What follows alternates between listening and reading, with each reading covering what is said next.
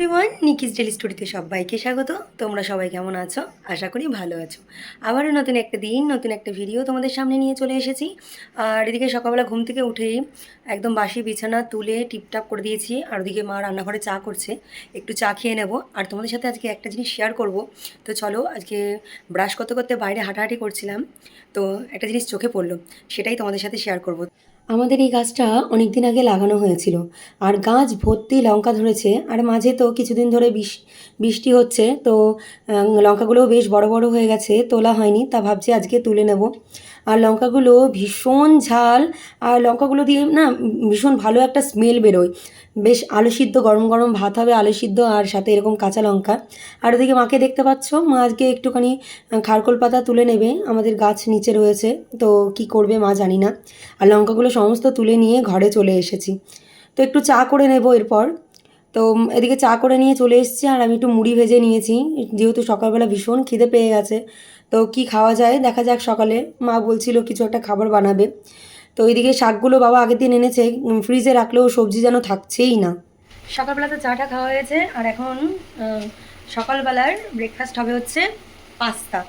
তো মা বানিয়ে নিচ্ছে একদম ন্যাচারালভাবে, পেঁয়াজ লঙ্কা রসুন একটু ডিম দিয়ে, পাস্তা সস রয়েছে, আর কিছু লাগে না। তো সেটা দিয়েই আজকে একটু সকালবেলা পাস্তা খেতে ইচ্ছা করলো। আর বাইরের ওয়েদার পুরো অন্ধকার হয়ে এসেছে, বৃষ্টিতে মনে হচ্ছে এখনই নেমে যাবে। তো এদিকে দেখো মা বানিয়ে নিয়েছে পাস্তা একদম ঝালঝাল করে, পাস্তা সস দিয়ে।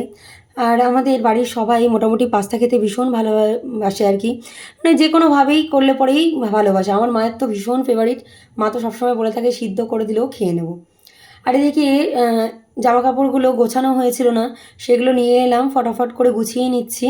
আর ওদিকে বাইরে ভীষণ জোরে বৃষ্টি শুরু হয়ে গেছে, তো তোমাদের সাথে একটু শেয়ার করে নিলাম। চারিদিকটা বেশ অন্ধকার, আর দেখো শীত না বর্ষাকাল কিছুই বোঝা যাচ্ছে না। তো এখন তো নভেম্বর মাস, শীত পড়ার টাইম, আর এদিকে দেখো ঝমঝমিয়ে বৃষ্টি হচ্ছে। আর তারপরেই এখন ঘড়িতে প্রায় বাজে 2:30, আর আমি স্নান করে নিয়েছি, অনেকটাই বেলা হয়ে গেছে, একটু শুয়ে রেস্ট নিচ্ছিলাম। শরীরটা বেশ কিছুদিন হলো ভালো যাচ্ছে না, শরীরটা ভীষণই ক্লান্ত। তো মা বলছিল যে ডিম সিদ্ধ খেতে, ডিম ঠিম তো খাওয়াই হচ্ছে, কিন্তু দেখা যাক কি হয় আর কি। পরপর তো বেশ বেরোনো হয়েছে, খাওয়া দাওয়াও কন্ট্রোল হয়নি। তো ওদিকে আমি একদম স্নান করে চলে এলাম, আর এদিকে মায়ের আর আমার খাবারটা বেড়ে নিয়েছে। তো মা ওদিকে টেবিলে খাওয়া দাওয়া করছে, আমি বললাম আজকে একটু টিভি দেখতে দেখতে অনেক দিন পর খাওয়া দাওয়া করব। মেনলি কিছুই টিভিতে দেখা হয় না, মোটামুটি সবার চেনা জানা ব্লগ দেখতেই ভালোবাসি, আমার বেশ ভালো লাগে। তোমাদের কার কার ভালো লাগে এরকম নানান মানুষের ব্লগ দেখতে? আমার তো অনেক কিছু শেখারও থাকে, তাই না? অবশ্যই ব্লগ তো এই কারণেই বানানো। আর অনেক দিন তড়কা খাওয়া হয় না, খাওয়া দাওয়া তো করে নিয়েছি, আর এদিকে ঝটপট করে তড়কাটা ভিজিয়ে নিচ্ছি। মাকে বললাম, মা বললো ঠিক আছে তড়কাটা ভিজিয়ে নে। মা একটু বিকালবেলা বেরোনোর আছে, ডাক্তারখানায় যাবে, তো মা করতে পারবে না, আমি করে নেবো, কোনো সমস্যা নেই। মোটামুটি 4-5 ঘন্টা ভিজিয়ে রাখতে হয়। তো ভেবেছিলাম সকালের দিকেই ভেজাবো, আর ভেজানো হয়নি, তা ভাবলাম ঠিক আছে চলো, এখন আবার মনে পড়লো তাই একটু ভিজিয়ে নিলাম। দুপুরবেলা তো খাওয়া দাওয়া হয়ে গেল, আর এদিকে একটু ফ্রেশ হয়ে নিই, আমি ভিজিয়ে রাখলাম একটু তরকার ডাল। তো চলো, মোটামুটি 4-5 ঘন্টা একটু ভিজুক, তো করতে করতে রাতের 9টা 9:30 হবে। তো ওটা ভিজিয়ে রেখে দিলাম, চলো একটু রেস্ট নিয়ে বিকালে তোমাদের সাথে দেখা হচ্ছে। দুপুরবেলা খাওয়া দাওয়া করে রোজকার মতন একটু ঘুমিয়ে গেছিলাম। তারপরে সন্ধ্যাবেলা মা ডাক দিল যে সন্ধ্যা দেবে, মা বেরোবে, ডাক্তারের কাছে যাবে। আর দেখতেই পাচ্ছ মা রেডি হয়ে গেছে একদম।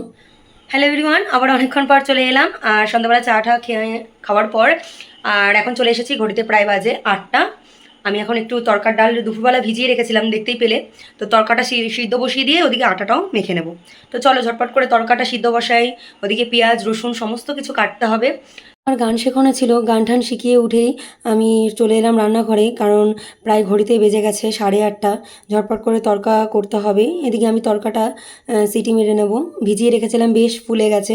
মোটামুটি 4-5 ঘন্টা ভিজিয়ে রাখলে পরেই তড়কাটা বেশ খুব তাড়াতাড়ি সিদ্ধ হয়ে যায়, আর খেতেও যেন আলাদা রকম একটা টেস্ট লাগে, তাই না? তোমরা কি বলো? যখন মনে থাকে না তখন হয়তো ইনস্ট্যান্ট ফটাফট একদম ধুয়ে বসিয়ে দিই, কিন্তু ভিজিয়ে রাখলে খেতে অনেকটাই ভালো লাগে আর কি।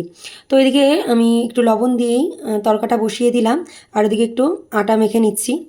আর সবাই রাতে রুটি খাবে বলল। তো সকালবেলা যে পাস্তাটা করেছিলাম কাকিমার জন্য রেখে দেওয়া হয়েছিল, কারণ কাকিমা সকালে আসতে পারেনি, একটু কাজে গিয়েছিল একটা জায়গায়, তো কাকিমার জন্য তুলে রাখা হয়েছিল। এমনই একটা সম্পর্ক তৈরি হয়ে গেছে, যে কোনো খাবার করলাম না দিয়ে যেন খেতে ভালোই লাগে না, তো কাকিমার জন্য তুলে রেখেছিলাম, কি করা যাবে, বাড়িতে ছিল না। তো এদিকে গল্প করতে করতে আটাটাও প্রায় মাখা হয়ে গেল, আর কাকিমা হলো বেশ ভালো হয়েছে পাস্তাটা। আটাটা মেখে কিছুক্ষণের জন্য রেখে দিলাম, তাহলে রুটিটা খেতে বেশ ভালোই লাগবে। আর এদিকে সমস্ত কিছু কেটে নিচ্ছি, পেঁয়াজ, টমেটো, রসুন, আদা, ধনেপাতা, কাঁচা লঙ্কা, এই সমস্ত জিনিসগুলো তরকাতে না পড়লে ঠিক তরকাটা খেতে ভালো লাগে না, তোমরা কি বলো? আর এদিকে তরকাটা তো সিদ্ধ হয়েছে, আমি একটু ম্যাশার দিয়ে আর একটু ঘেটে নিচ্ছি। আমাদের বাড়িতে সবাই একটু তরকাটা একটু মাখা মাখা খেতেই ভালোবাসে।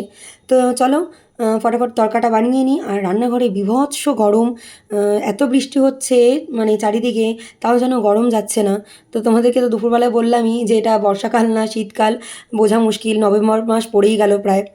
তো এদিকে তেল, কড়াইতে তেল দিয়ে আমি রসুনগুলো দিয়ে, তারপরে একটু রসুন আদাটা ভাজা ভাজা হয়ে গেলে পরে পেঁয়াজটা দিয়ে দেবো। তো একটু ভাজা ভাজা হতেই সমস্ত কিছু যে গন্ধটা ছেড়ে যায়, তারপরে টমেটো আর কাঁচা লঙ্কাটা দিয়ে সমস্ত গুঁড়ো মশলা দিয়ে একদম যেভাবে তরকা রান্না করা যায় আর কি। আর আমার কাছে একটা সিক্রেট জিনিস হচ্ছে, অনেকে ডিমটাকে কুচি করে তাওয়ার মধ্যে ফ্রাই করে দেয়, কিন্তু আমি ওইভাবে খেতে ভালোবাসি না। অনেকে বলবে যে ওইভাবে কাঁচা গন্ধ লাগে, কিন্তু না। তো চলো কীভাবে করি একদিন অবশ্যই তোমাদের সাথে শেয়ার করব, তোমরা যদি কমেন্ট করো। হ্যালো এভরিওয়ান, এতক্ষণ রান্নাঘরে কাটাচ্ছিলাম, আর এখন একটু এসে বসলাম। আর ঘড়িতে এখন প্রায় বাজে 9:30। আর পরে রুটিটা গরম গরম করছি, আগে তরকাটা করে রেখে দিলাম, একটু রেস্ট নিয়ে নিই। আর বিছানাটা সুন্দর করে রাতের বিছানাটা যেরকমভাবে করি ওটা করে নেবো এখন, আর একটু ফ্রেশ হয়ে নিই, তারপরে একবারে রাতের খাবার খাবো। তো চলো পরে আসছি কেমন। কিছুক্ষণ একটু বসেছিলাম, কারণ ভীষণ গরম লাগছিল, ঘরে একটু পাখার হাওয়া খাচ্ছিলাম। আর এখন ঘড়িতে বাজে প্রায় 10টা 15, আমি চলে এসেছি রুটি করতে। তো মা তো ডাক্তারখানা থেকে চলে এসেছে, তা মাকে বললাম ঠিক আছে চলো আমি আজকে করে নিচ্ছি, কোনো সমস্যা নেই। মা বারণ করে যে রান্নাঘরে আসার জন্যে, তার কিছু রিজন আছে, অবশ্যই তোমাদের সাথে কোনো একদিন শেয়ার করব। কারণ একদিন না একদিন মেয়েদেরকে তো রান্নাঘরটাই তার সব কিছু হয়ে যায়, তাই না? তো মা এই কারণেই বারণ করে, কিন্তু করতেই হবে, সেটা অভ্যেস থেকে চ্যুত হয়ে গেলে তো মুশকিল। তো আমি রান্না করতে ভীষণই ভালোবাসি। আর এদিকে খাবারটাও বেড়ে নিয়েছি, আর এদিকে মা সুন্দর করেই বিছানাটা করে নিয়েছে কখন, আমি দেখতেই পারিনি, তা তোমাদের সাথে একটু শেয়ার করে নিলাম। আর রাতের ডিনারটা তো করে নিচ্ছি। মাকে আগেই খেতে দিয়ে দিয়েছি, মা বললো এক বাটি তরকা খাবে, রুটি খাবে না। আর আমার বিল্লুটার ঘুম পেয়ে গেছে, তা মা নিয়ে এসে শুয়ে রাখলো। আর কিছুতেই শোবে না, যেহেতু আমি খাওয়া দাওয়া করছি, আমি কি করছি সেটাই ওর খুব কিউরিসিটি। তো এবার দেখো আমার সাথে কথা বলবে, খুব কথা বলে, খুব খুব। একদিন তোমাদের সাথে অবশ্যই ওদের কথা তোমাদের শেয়ার করব। তো খাওয়া দাওয়া করে এরপর চলে এসেছি ফ্রেশ হতে, রোজকার মতন। মাঝে মাঝে তোমাদের সাথে শেয়ার করি, আর মাঝে মাঝে শেয়ার করতে ভুলে যাই, এই আর কি। সব ভিডিও তো সবসময় শেয়ার করা যায় না। আমি মনে করি রাতের ঘুমটা স্পেশালি খুব ডিপ হওয়া উচিত, কারণ রাতের ঘুমটাই মেনলি মানে সারাদিন পর খুব গভীরই হয় আর কি। তো আমি মনে করি ফ্রেশ হয়ে একদম টিপটাপ হয়ে রাতে ঘুমানোটাই উচিত। তোমাদের কি মতামত অবশ্যই আমাকে কমেন্ট করে জানাবে কেমন। তো এদিকে চুলটা বেঁধে নিলাম, এরপর ক্রিম মেখে নেব। তো চলো আজকে এইভাবেই ভিডিওটা এখানেই শেষ করছি। ভালো লাগলে লাইক কমেন্ট শেয়ার করবে, আর চ্যানেলটির পাশে থাকার জন্য অবশ্যই চ্যানেলটিকে সাবস্ক্রাইব করবে। আর আমার এই ব্লগগুলো তোমাদের কেমন লাগছে কমেন্ট করতে কিন্তু একদম ভুলো না। আগামীকাল নতুন একটি ভিডিও নিয়ে চলে আসবো, ততক্ষণ তোমরা সুস্থ থেকো, ভালো থেকো। আজ আসি, টাটা।